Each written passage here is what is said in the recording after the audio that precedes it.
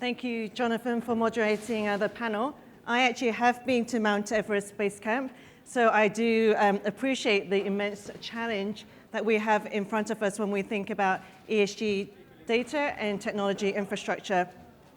Having access to reliable, comparable, and transparent data is important if businesses are going to be able to define a credible science-based decarbonization pathway.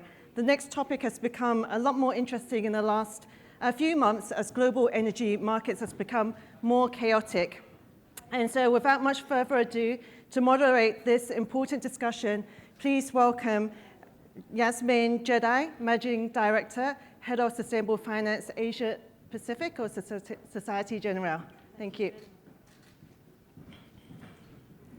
Hello, everyone. Can I call the speakers to join me on stage? So, Wai-Shin, Grace, Winnie, Tracy, and Rico. Thank you.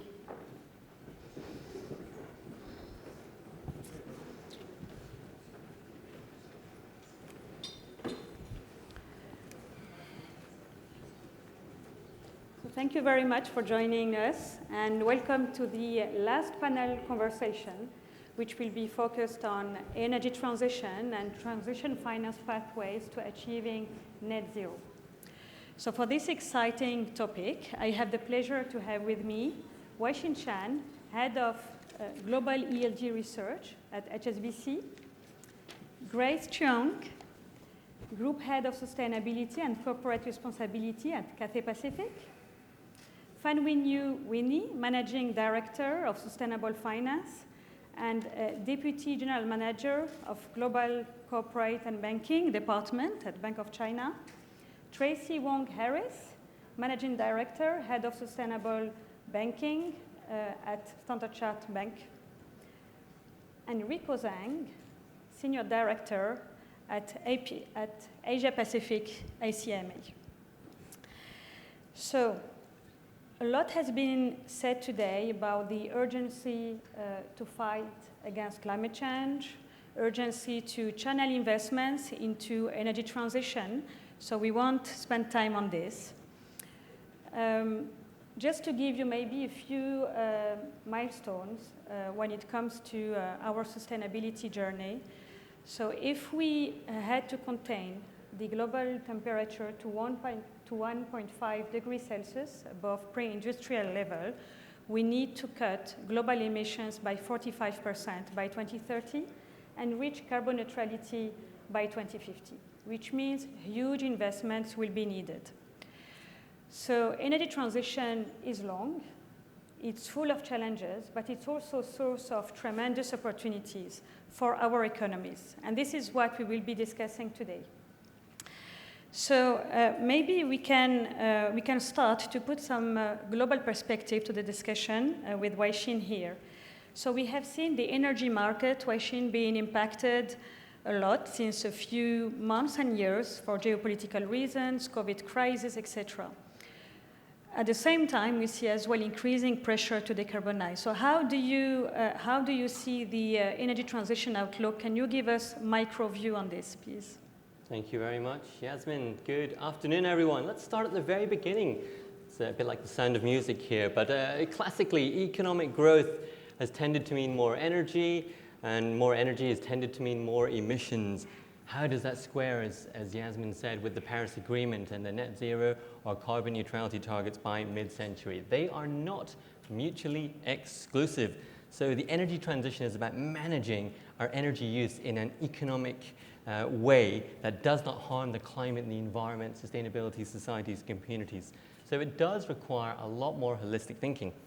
The technology is available, you can discuss that, both on the energy side and for the climate side. But what we really need is whole ecosystem for the energy thinking. We need infrastructure, we need lots of changes there.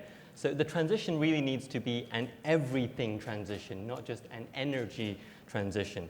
COVID has shown us that demand supply can change and shift across segments of the economy. That's well known, from commercial to residential, for example. The COVID blip that was only a 7% decline in emissions in 2020, and the opportunity that was there to build back better if you remember that phrase. We didn't grasp that. So emissions have come back with a vengeance. So now onto the war in Ukraine, the big focus on energy security, as you mentioned, Yasmine. That means different things to different economies. So energy security depending on your geography, depending on your economic makeup, depending on the technology available, depending on the different industries. Clients have been asking about that issue for a very long time. It's a question of time frames. It really is a question of time frames. In the short term, we have, yes, the need to access and secure immediate supplies of fossil fuels. In the longer term, we're also trying to plan out our infrastructure so that we don't rely on those fossil fuels. And that's an important point to make. What we are seeing is a double investment at the moment where short-term needs will be met by fossil fuels, the gas crisis and everything that we're seeing in energy spikes, and the build-out. Now, the build-out of wind farms and solar farms and even nuclear, if I dare say that word, is very, very much more time-consuming than the fossil fuels. So the double investment now means that there will be an acceleration in the longer term towards energy transition, and that's really what we're looking for. This is on the supply side. We're also seeing that on the demand side, actually. Given the cost of energy, those that can secure and have access to installations of renewable energy, solar or whatever, they're actively exploring it. If we think about the spike in energy prices, that has meant that the payback period to install everything has come down from whatever it was, 5-6 years, to 2 or 3 years, and that is very, very interesting. So I do think the energy transition as a whole will accelerate in the longer term, but it may be a couple of years before we actually see that on the ground. The policy decisions that are being made globally to address the structural changes really need to be carefully thought out. I know that's an obvious statement, but it needs to include how it will be funded, which is an interesting discussion for us at this forum. So we do require the incentives to sort of mobilize the private sector. We do require that in partnership with the public sector and to come up with innovative financial solutions to fund and drive the transition. So green and sustainable financing will be a part of that transition. Thank you, Wai-Shin. Yeah, I think you've set the scene here. So Wai-Shin had just mentioned the demand side, Grace, and I would like to have your views here. If we had to draw the parallel, the aviation industry has been disrupted as well, COVID, but obviously the industry is under huge pressure to decarbonize. So can you give us a little bit more insight on how the aviation sector is being impacted and how it is being organized, and how it is organizing itself to go through this journey? Thank you for the question, Yasmine. I think, as we can all see, COVID had a devastating impact on global aviation.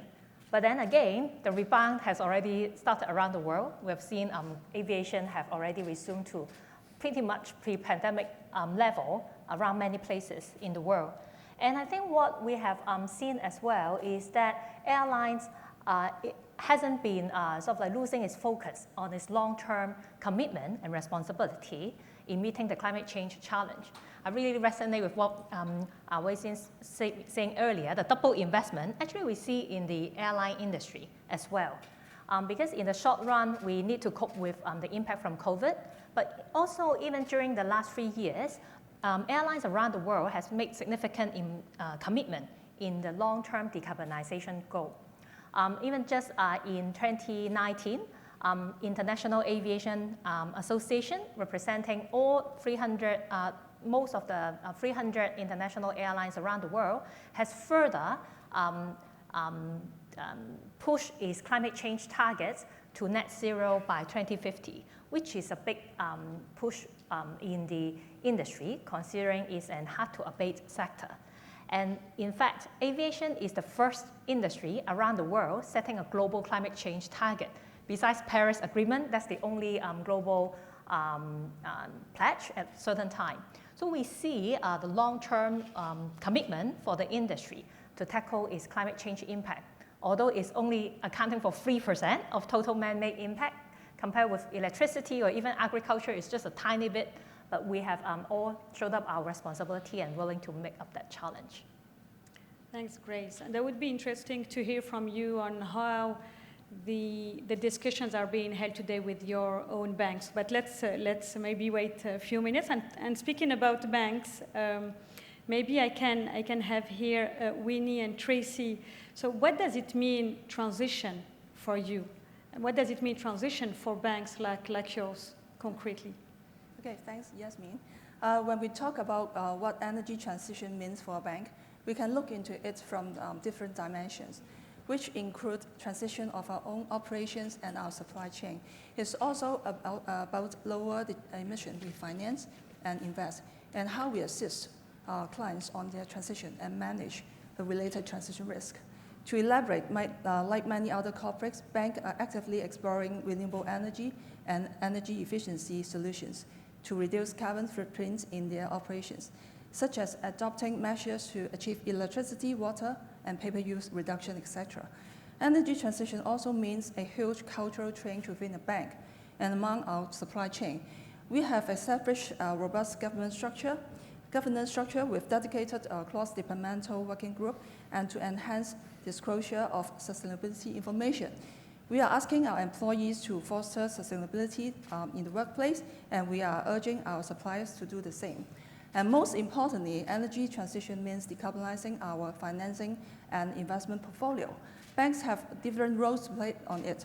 From the end goal of a resource allocation, banks are now channeling more funds to greener and more sustainable area and activities.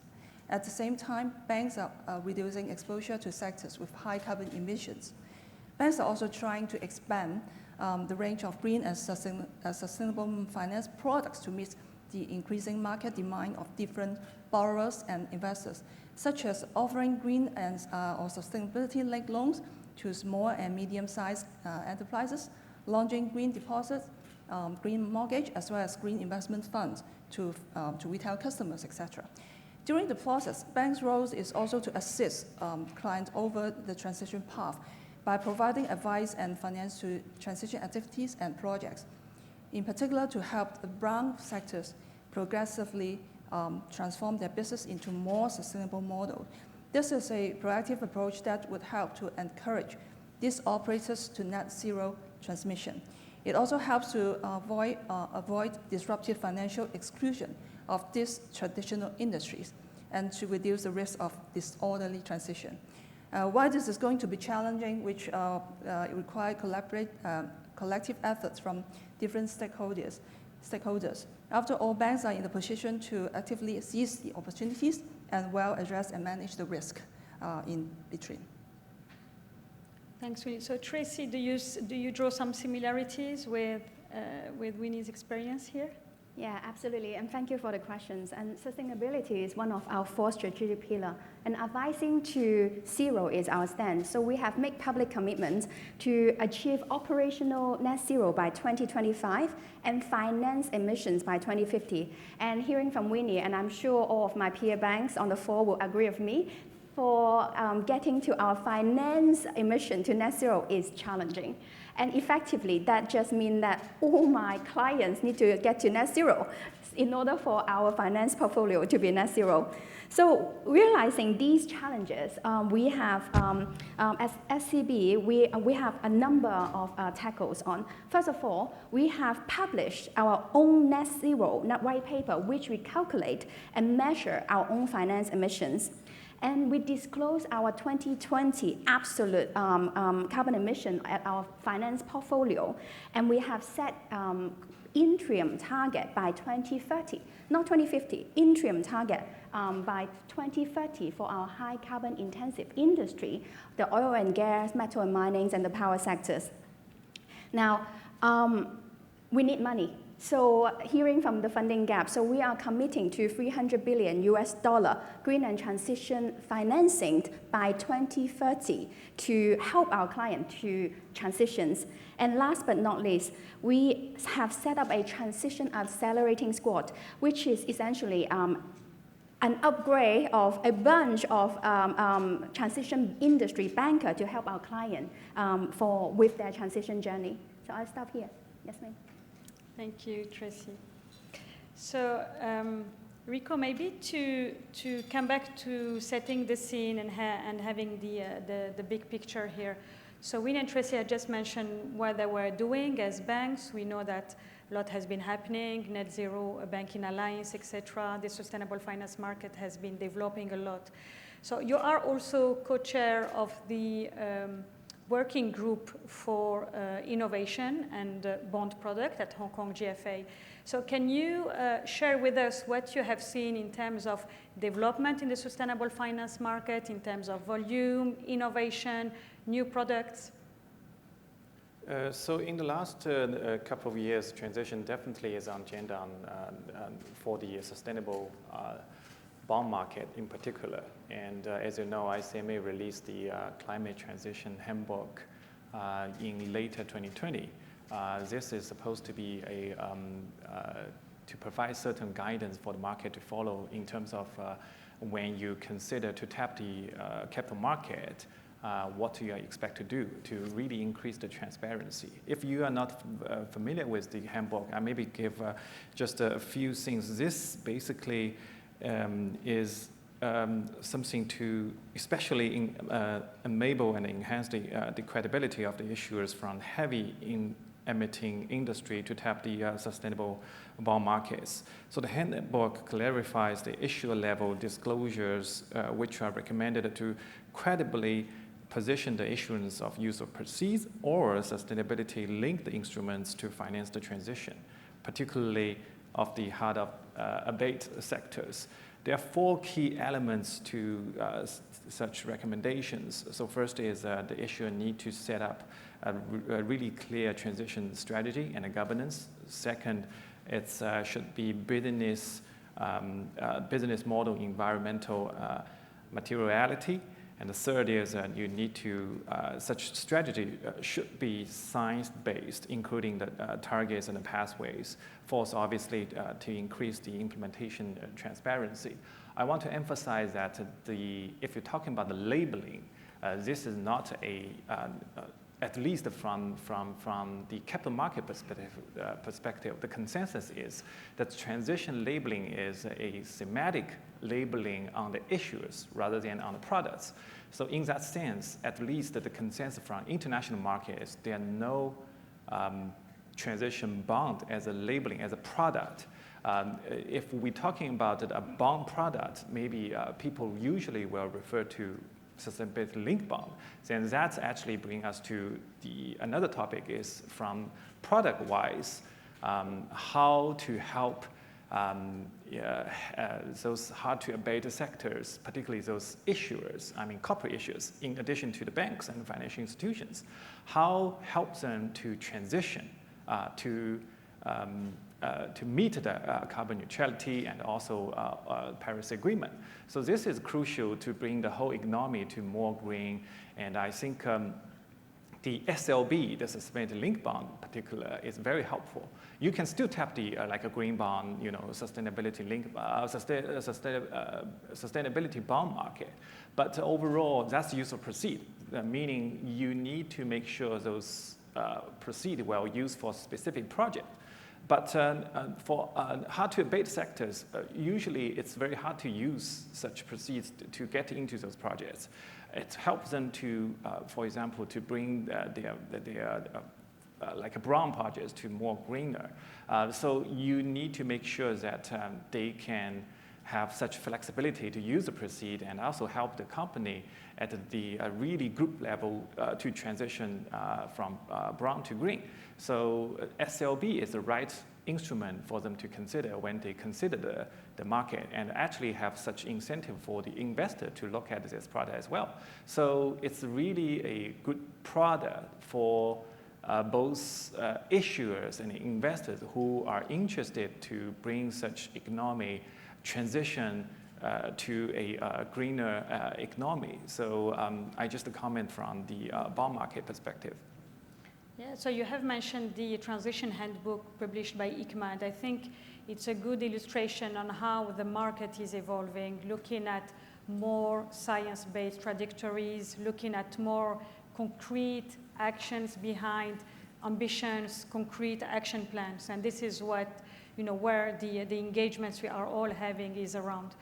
And maybe if you want to discuss more about how to measure trajectories, what we do, I would like to come to you here, Grace, for Cathay Pacific. So how do you assess your own transition here? So what is your transition strategy? What are the metrics you are using? How do you measure progress? And can you elaborate maybe on how the other players in your industry are handling the measurement part? Sure. Thanks for the question, Yasmine. I'll, of course, talk more about the case in Cathay Pacific, but actually, international airlines around the world operate pretty much similar aircraft with similar technology, similar suppliers. So actually, the levers I'm talking about actually apply to airlines around the world. It's just a matter of the level of investment and how much progress each of us have made in our respective airline. So I think the first most sort of like immediate terms of KPI you can look at in terms of energy transition is how that airline is replacing their existing fleet with the newer generation, more fuel efficient aircraft. So each new generation of aircraft compared with their previous kind of like the same type that they replaced could now deliver generally about 20 to 25% fuel efficiency. So each fuel less burned is less carbon emission into the atmosphere. So that's the most readily available way for airlines to decarbonize their fleet and operation. So as a matter of fact, in some of the recently sustainably linked loan Cathay has done, the percentage of our fleet being replaced by this kind of new generation aircraft is one of the kind of like the factor and the performance KPI that's there. But there is only so much existing aircraft technology could do, and it would never be enough to bring us to the net zero goal that we have pledged to meet. So we are also looking at the kind of new technological solution that could really bring aviation to net zero emission. The most important one we see is the use of sustainable aviation fuel. You can simply imagine that is a kind of green fuel, renewable energy, but that is in a form that existing aircraft can use safely and reliably in the existing infrastructure. So that's really good way to decarbonize aviation with existing technology, existing asset and infrastructure. For sustainable aviation fuel, its problem is the kind of like the expensive price. It's currently command 3 to 5 times higher the price compared with normal jet fuel. That's why it cannot be used to a high level. But to break that vicious cycle of high cost, low supply, Cathay have pledged to use 10% of sustainable aviation fuel by 2030. And it's not alone just one airline pledged to use it, because that's not enough a demand signal to the supply market. So we've joined hands with the One World Airline Alliance, which we are one of the founding members, and together with a couple of other airlines around the world pledging to use 10% sustainable aviation fuel by 2030. By sending the demand signal to the market, we hope to encourage the energy transition we talked about and the investment to go in for that supply. And not the airline industry, we know this is a journey that we need other businesses to join hands to work on as well. As aviation, not only related to airline, but also supporting the development of other industries, we have also launched a corporate sustainable aviation fuel program, inviting our corporate partners who would make use of aviation service, and they also take climate change seriously to reduce their indirect carbon emissions by supporting airlines like Cathay to scale up the usage of sustainable aviation fuel. And I'm very happy to say that HSBC and Standard Chartered Bank are also our launch customers for the corporate SAF program. Thank you very much, Grace. So Wai-Shin, we heard some insights on the aviation industry in that topic. And can you also, we recognize the fact that we do have different transition pathways, also obviously, and each sector is very specific.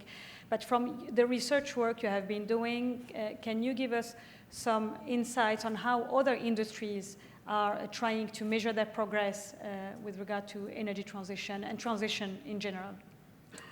Thank you, Yasmine, and thank you, Grace, for giving us the insights on the transportation sector. It is one of the big five, I like to say. We're not talking about an African safari here, but the big five in the energy transition world are energy, industry, transportation, sort of building cities, and then agriculture. Energy always seems quite obvious to people. They think it's moving from fossil fuels to renewables. However, it depends on what things we've spoken about, the relevant infrastructure, etc. I'd like to make the point that it's not just that switch, it's about electricity being an enabler for other industries and sectors to decarbonize. Remember that for transportation, 92% of the feedstock is oil. And so it's getting the whole sector off of that somehow in the future through technology or otherwise. So for industry, there's a lot of moving parts. Different major industries use energy in different ways when we're talking about transition and emissions. Remember, there are two parts of the equation. The first is the heat that goes in to a lot of industry, and the second is the process that comes out of it, so the emissions there. For iron and steel, let's just talk about that. Mainly done by blast furnace. Yes, that's not something that can really be switched to electricity for virgin steel, but potentially replacing that coke and coal with hydrogen. That's an option that's beginning to be taken in places like Scandinavia. More importantly, and I might be a little unpopular for saying this, can we reduce the demand for steel by doing more recycling? Then we can use electricity a bit more, electric arc furnaces, etc. So lots of country differences there. The demand change that I'm also talking about is cars aren't all made of steel anymore. There's a lot of different technologies for weight and speed and composites. So maybe we have to think about the change in demand as well. Now, cement, similar, a tricky one but doable. Cement companies around the world, they really have been working to improve the thermal efficiency of their kilns. That's one way of doing it. They're also using alternative fuels. So that could be using more hydrogen for heating, etc. And that's the biggest potential win for cement. That's quite interesting. But it's harder to come by in some locations, especially where these cement kilns are actually held. So we need to think about electricity again for different parts of the cement process, the grinding, other non-chemical processes. And it's about changing some of that. The clinker ratios have come down. So it's thinking about the whole process as well. Alternative materials, can we reduce demand? Concrete is the second most widely consumed resource in the world after water. So let's think about that. If we move on to things like chemicals, what I'll say about the chemical industry is that it's really, really diverse, which means there's a lot to do, but it also means there are a lot of options to really transition and decarbonize. And that's fascinating because similar to the potential for hydrogen and other alternative fuels in the heating part of chemicals, what about chemicals that are feedstocks in and of themselves? I'm talking methanol, ammonia, and their immediate derivatives, ethylene, propylene, and all of that. There are alternative means to make them in terms of technology. So again, thinking about the demand side of things, it's a case of making that commercial. Very quickly, metals and mining, electrification of equipment. Let's not bring those diesel generators out to wherever we need them. Can we think about how to electrify that? Buildings and cities, they're thinking more about life cycle emissions. The measurability there comes from direct emissions that used to be fossil fuels. It used to be sort of fossil fuels for heating, for water, for cooking, but we can move away from that, ground source heat pumps and those electric ovens and electric conducting heating. Indirect emissions from appliances. So for buildings, it's about thinking very carefully how we design them in the first place. And what we do with them when it comes to refurbishing. Finally, on my big five, agriculture. It's not just about the growing aspect of it, but the energy and the emissions that's required across the whole value chain, from growing to processing to transportation to refrigeration. So lots of potential for transition there. It's which parts you want to start first and where the investment's going that is easy to do that. Let's get the quick and easy parts first. So that might be transportation, choosing an airline or a transportation sector that does that better, and then thinking about how we can reduce it in other areas. So big five, lots of different options. Thank you very much, Wai-Shin. Very interesting, and actually our job as banker has to adapt as well to our client needs, which are changing. The business are transforming, so changes in terms of expertise, business models, innovation of product to ensure that we can have adapted solutions for our clients. So Tracy, And Winnie, can you maybe elaborate how your own organization have been adapting to those changes in client needs concretely?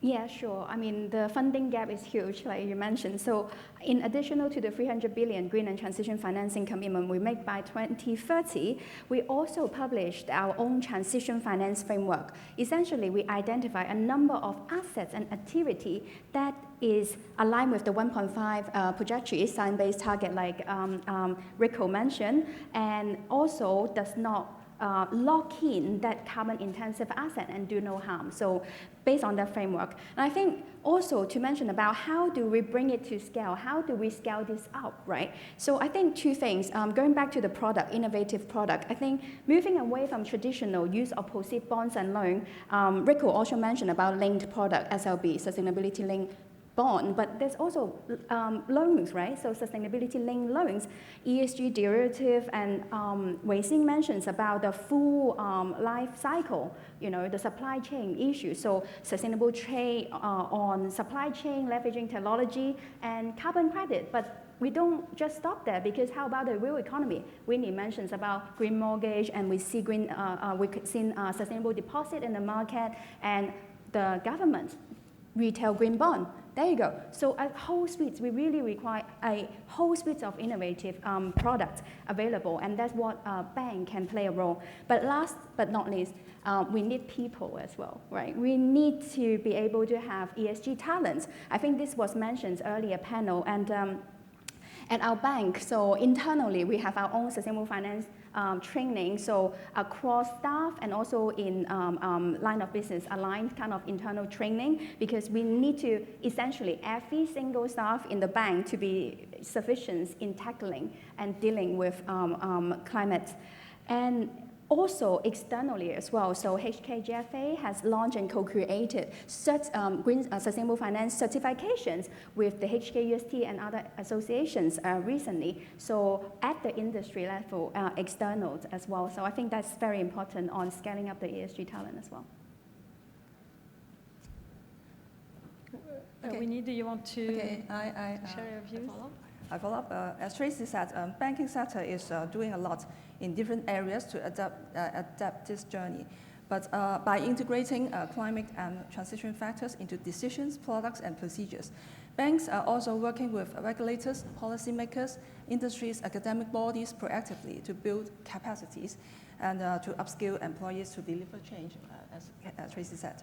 While we are racing towards carbon neutrality goals, it is important to be open-minded and adopt a practical step-by-step approach to address the challenges, and be leveraged by the use of innovation products and innovative products and solutions.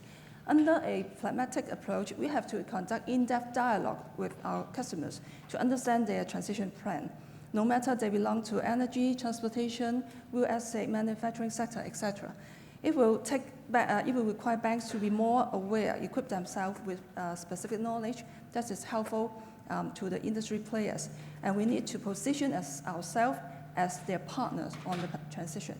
This will include a role to raise clients' awareness, to help them sharpening their transition strategy, and to share with them best practice and successful replicable model. We see that many of our clients are already front runners in the low carbon transition and truly committed to their ambitions and strategies. But the challenges of raising capital for the high emission sector is still there. It is also important that banks can mobilize financial resources towards their initiative to decarbonize and be able to provide the products to address their specific needs. Currently, we see that the market is already going beyond traditional banking service to promote awareness of climate-related issues to clients. For example, pricing linked solution has been utilized to embed decarbonized objectives and science-based targets to incentivize clients' transition. And I believe the development of transition-labeled financing centers and products will further help to fill the gap. Apart from direct financing, to meet huge capital requirements, it is also important to bridge investors and the industries by diversifying funding sources and create liquid and healthy secondary market. The development of international carbon market will also contribute the net zero transition journey. During July, Hong Kong Exchange have partnered with leading corporates and major banks to launch a Hong Kong International Carbon Market Council, which targets to explore carbon opportunities in the region and to enhance an ecosystem and infrastructure for products and service innovation. I think this will be an important step to facilitate the transition as well. Thank you very much. Thank you both. So, Rico, we have heard now banks who are committed to finance, to support the transition. We heard needs coming from industries, willingness to transition, willingness to invest more. Clearly, there will be investment gaps, and I would like to have your views on the challenges of raising all those financing. But maybe before going to that point, can you, in order to have the whole picture, can we have your views on how the jurisdictions, how in the region have been adapted to the increasing need to tap the sustainable finance market? Yeah, there are a lot of debates going on in the region. Obviously, transition is a very important topic for all those economies to move to in a sustainable way. So different jurisdictions will take a different approach. For example, Japan, they follow ICMA standards very, very closely. They release such transition guidelines, which is basically follow our transition handbook from just a principle based to provide such guidance to the market. Again, this is all coming from the bond market.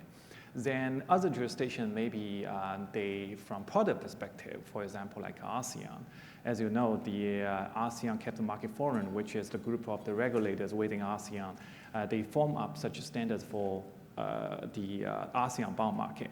So previously, green bond, social bond, and now down to the sustainability linked bond. We work very closely with them to develop such ASEAN bond standards. And this one, from product perspective, as I mentioned, SLB obviously is the one really useful for basically for the bond market to pay attention to. And taxonomy obviously is another one. I note jurisdiction including China, they all want to further develop in the space. I think this is useful from, say, loan or maybe for this transaction as a whole. Because for the bond, as I said, from product perspective, we don't see a strong demand for a transition bond. But the taxonomy, I mean, this will contribute a lot from like a loan or maybe other space. I think this is very useful. Then last, I want to comment a little bit about the transition bonds in the market. So the comment from the investor community in particular are rather controversial. So first is when we set these standards, for example, a transition as a more thematic labeling rather than a product labeling, this is a consensus of the whole community. It's not sort of like an association product to introduce something over another, right? So when we acknowledge that there are certain like transition bonds in the market at different jurisdictions, even issued internationally. So I think in a way it contributes a bit and also brings some attention for the market to really see actually beyond green. You need to look at the transition as well. Maybe green bond is not enough. As I said, we need to move those hard to abate sectors to really use such a private sector money through the capital market and help them to transition to the sustainable way. But transition is about, the keyword is about the trajectory, the pathway, right? It's from one to another. So if you allocate money to those specific projects, if it can help you such a strategy, you need to disclose at the issue level anyway. Then if you just use certain proceed to certain project, maybe that's not good enough. So I have to say, this year we have seen quite a few transition bonds in China. So in China, the comment is obviously really positive. Basically, it contributes to the carbon neutrality. But from international investor community, it's not that, maybe it's not that good. Because, for example, like last year, 2021, we finally see the updated green bond catalog, thanks to Dr. Ma, actually. We finally see all the fossil fuels, particularly the clean coal, which was criticized by the international community for a few years now, just all removed. So green bond as a product is really good. Then actually we promote also a lot with different stakeholders to let the international community to be aware, actually, this is a market you need to pay attention to, and there's a lot of good green bonds in China which are consistent with international standards. And when they look at such investment opportunities, they should consider those Chinese green bonds. However, this year, when regulators start to develop in the transition space and develop such a transition bond, in a sense, they, from international perspective, they are seeing that all those fossil fuels, clean coal, coming back with another labeling, transition bond. So investors would argue, what are you doing? What are you trying to do, right? Maybe this is a little bit confusing from just a sending message. And obviously, we expect such criticism from the investor perspective, and also just from the integrity of the bond market. We still would be rather cautious to see if this is something down to the way, and we don't want to see that as like a gap between the international, or like, i.e. the Chinese market. We want to see a consistent approach, particularly when now it's a really good interaction between the onshore and offshore market. When we sit in Hong Kong, obviously from primary market perspective, China is the main source for the bond issuance. And I don't see a big reason why, from a standard perspective, there should be another set. We try to harmonize. But the good thing is, again, from green bond perspective, we now note the Chinese version green bond principle, which basically harmonizes the onshore standards. This is very good. So overall, I think there's still a lot of things to do because there's no clear definition of transition. And there's maybe, as I mentioned in the beginning, there are a lot of debates, even in the whole region. So I think this is why we need to discuss such topic at the HKGFA and also bring all stakeholders to reach a consensus of what we want to achieve and going forward, what the kind of like a strategy to do to contribute to such transition and the Paris Agreement. Yeah, thanks, Rico. And hence the need actually to rely on science-based trajectory. Science is also a good way for us to ensure that we have concrete and ambitious trajectories. So we'll speak about collective action and partnership because you have mentioned the work that needs to be done in different working groups on transition. But before moving to that and coming back to the SDG funding gaps, which are estimated today between 2015 to 2030 to $2.6 trillion every year. So what do you see, Rico, here? What are the challenges of channeling the financing into SDGs, LDG projects and energy transition? And then how do you see the opportunities from the financial institutions in general, not only banks, but also other players to accelerate the funding gap? Yeah. For the time being, I think just to bring back our transition handbook, the principle is about to enhance the transparency. Because at the end of the day, it's the investor to say if they feel comfortable enough to allocate their money into those products. If this is something investor will say, that's fine, that's totally okay, I feel very comfortable to put my money into those products, then that's okay. So the key is to bring basically enhance the transparency, and you need to disclose everything. And obviously, investors or institutions, they will do their homework. Then second point is about, again, the trajectory, the pathways. Then the challenge right now is there may be for certain sector, there's no specific pathway agreed by all parties. Particularly country-wise or in the region, we do face different situations for different economies, particularly in Asia. It's very, very diversified, not like Europe, right? So it's challenging to agree on those things, on specific sectors, you know, what kind of like a typical trajectory for like a certain sector, certain, you know, types of corporates and companies. So as an effort from ICMA, we actually released like a certain register for different sort of like trajectories, pathways, released by the GBA-AGM in June. This is not to be a comprehensive list. We basically provide certain examples for the market to follow.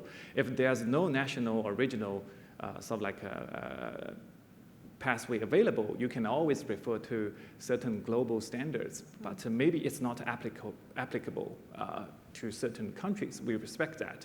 So in a way, I think in the region, maybe big countries like China or maybe ASEAN as a whole sort of like a group of different countries, they need to think about such pathways, you know, from standard perspective. They should give such guidance for the market to follow. Then again, for the time being, we definitely want to encourage more disclosure from issuer, helped by their intermediaries, maybe verifiers and also banks, you know, just to help them to disclose more information and I think to also credibly position themselves to commit to the transition, not only at a strategy level, but also at the very detailed implementation level as well. Thank you, Rico. And maybe to complete the picture on the jurisdictions, and we have spoken today a lot about standards and taxonomies during the day. Maybe Winnie, as a big player, notably in China, and trying to look forward, how can we do better in terms of harmonization of standards and taxonomies, which seems to be one of the, I would not say blocking points, but one of the hurdles we need to unlock to accelerate the transition. Okay, thanks, Yasmine, for the question. We see countries around the world are building their own taxonomies and disclosure standards. With Hong Kong being an international financial hub, we are banking with customers at all sizes, across sectors, and in different geographic regions. We recognize that the implementation of common taxonomies and standards are critical to avoid greenwashing and to uphold the integrity of our financial system. The development of the Common Ground Taxonomy, which is a joint initiative of the PBOC and EU, is an important milestone, which marks the first step of work which can be expanded over time. And we know that HMA is working a framework with the financial industry based on interoperability, comparability, and inclusiveness. This is going to provide clear standards for sustainable activities that are applicable across different jurisdictions, and will bring investors and issuers closer together and allow investment to swiftly channel towards sustainable projects. In addition, inclusive frameworks that consider both green and brown is gaining traction. There is growing trend to include both brown and green sectors, recognizing that without a successful transition of the brown sector, the green sector alone cannot complete the carbon emission goals. Also, policy to create more incentive for banks in financing the transition economy can be considered. The current government-supported financial incentives are mostly focused on green activities. While we can all acknowledge that now the brown sector is much bigger than the green, and the urgency to finance the transition is so great that we need all the tools from the public and private sector.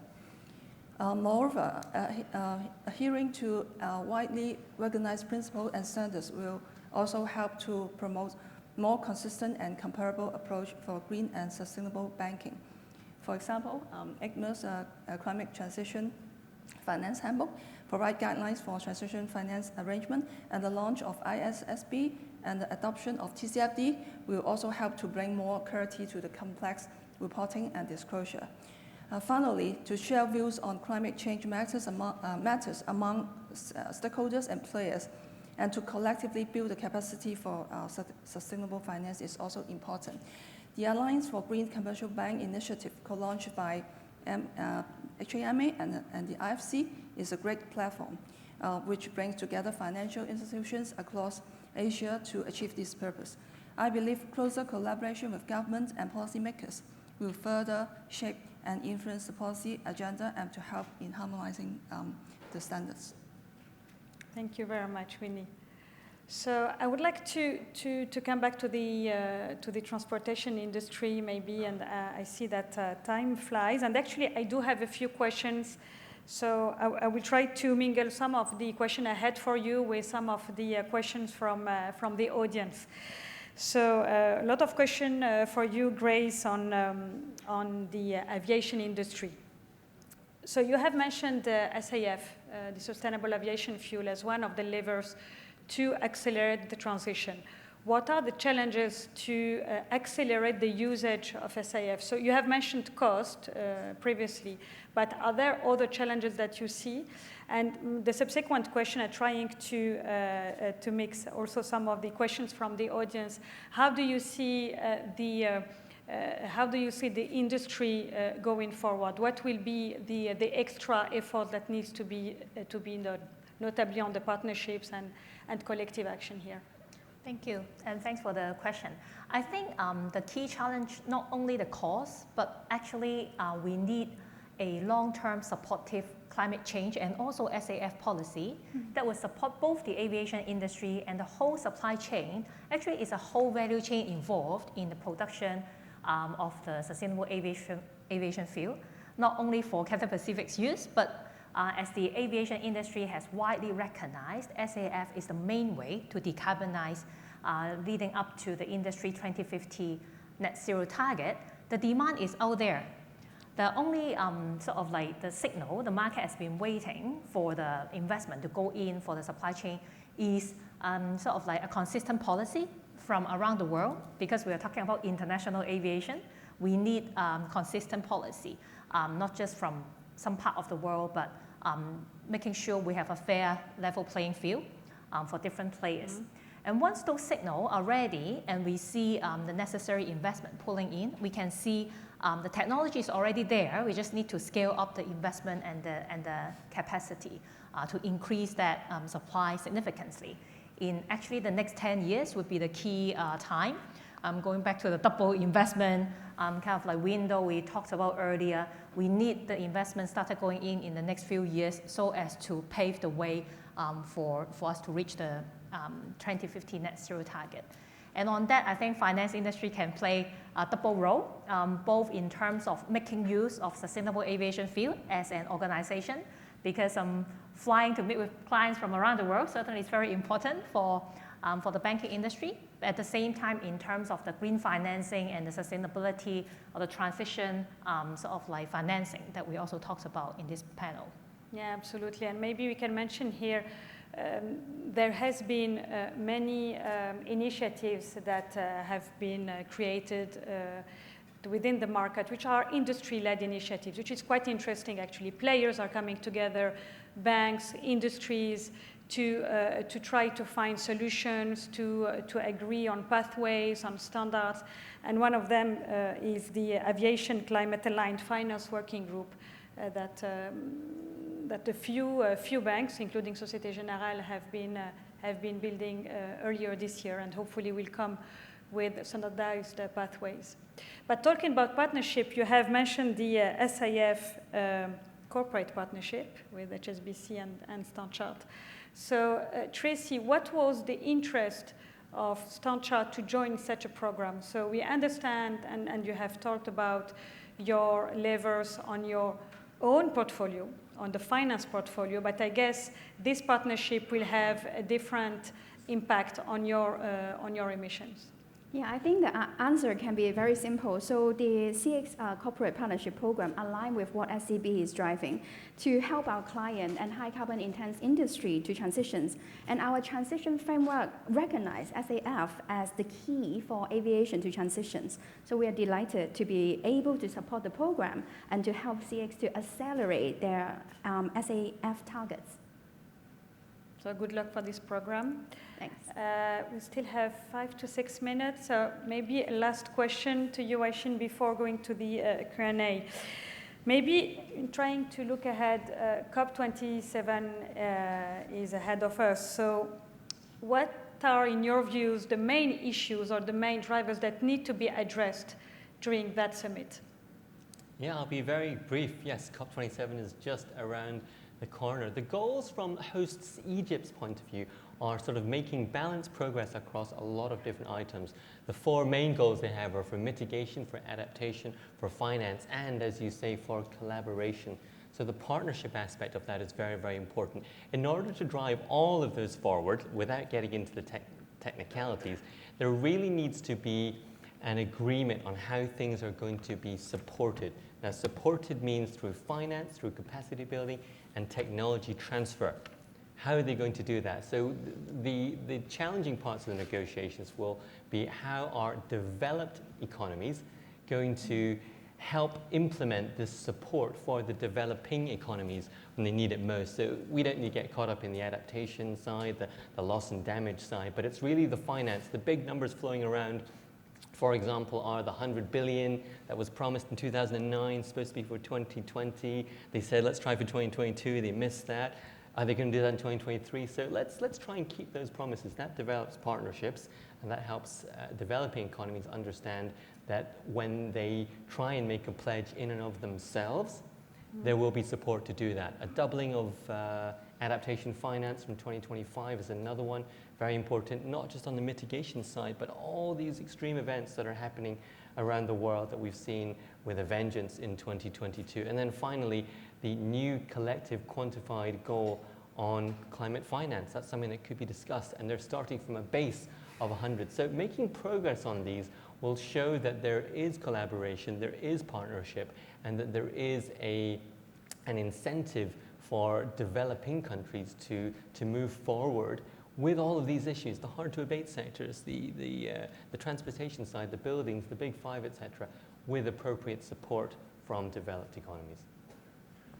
It's going to be tough negotiations in Egypt. We all look forward to it. Thank you very much.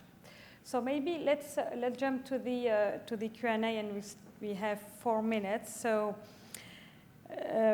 I think, Grace, you have covered many of the points already on the aviation. We do have questions for Tracy and Winnie here about what you see as the main challenges for your client to access sustainable finance market.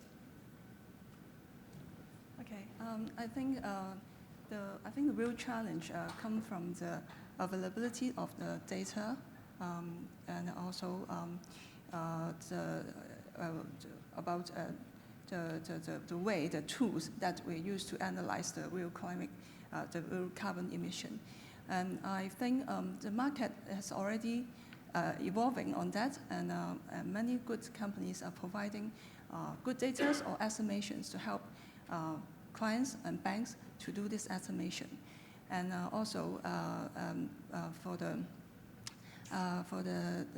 disclosure is also evolving and improving to let all the related parties to get the information for analysis. Yeah, but still, I think the challenge is still big because just we have mentioned because it is not a planned one.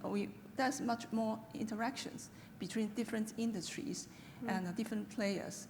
I think the whole economy have different stakeholders in it, and for a company to transit, I think the upstream, the downstream, they all have to take care how they along the supply chain, how everyone is moving, and so no one can actually plan this, and it all depends on the interactions in between.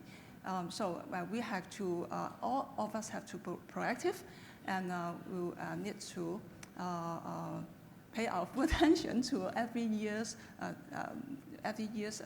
changes, and get the best information to plan our next step. Yeah, to add on to Winnie as well, I think clients are all on different journeys, so the challenges and difficulty can come from all different forms. Agree on the data side. So for example, if we want to be effectively decarbonized, where do we stand? What is my carbon emission? Is it scope 1, 2? Is it scope 1, 2, 3? Or is it intensity, or is it absolute? I have to measure. So I think these are all questions, basic questions that need to address. And some clients or in a different market will be looking like, okay, maybe they have the sophistications on their pathway and target, but maybe not understanding enough about the sustainable finance product offering and the detail and the worry of negative news about greenwashing. So I think the concern and challenges and understanding are all from different areas. And last but not least, I think even from understanding from policy and regulation, the interpretation of what that actually means, and to bring into implementation and pricing. So what is in for me? I mean, there's still a lot of clients say, okay, it needs to be green, it needs to be transition, I need to spend a lot of additional costs. Who's paying for it? So is there incentive involved? So I think these are all the different challenges and clients focus on different markets and different, when the clients are at different journeys. It seems that ESG capacity building is something that comes very often across all the players, and indeed we need all to increase here and to contribute to increase capacity within, even with our clients. Last question, maybe to Rico actually. What role do you think service provider or rating agencies can do to help set benchmark or provide second-party opinion to transaction instruments? Yeah, I mean, because this is still a voluntary standard-based market, we don't see like a strong regulation in the space. Then how to enhance the credibility? The verifiers, the rating agencies, etc., even like audit firms, as service providers, they actually have a very important role to play. Investors will very much rely on their work to check the work by those issuers if this is good enough, and to validate the quality of really the transition pathway that issuers developed. And obviously, as I said, investors will do their homework, but such rating and also audit work by those service providers will be very valuable for them to evaluate such opportunities. So they are very important to this market.